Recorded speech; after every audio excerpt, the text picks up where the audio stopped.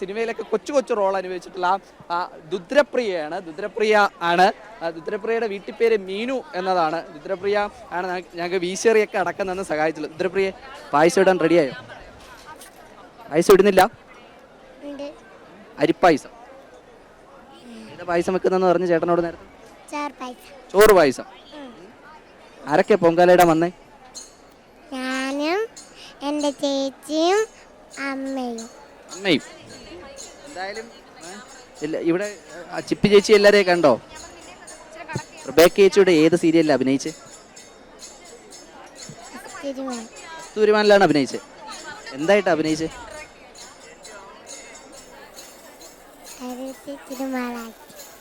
ഇത് നമ്മൾ സിനിമയിലൊക്കെ കാണുന്നത് പോലെയാണ്. ആക്ടിങ് ഇവിടെ നിന്നും ഡയലോഗ് പുറകിൽ നിന്നുമാണ്.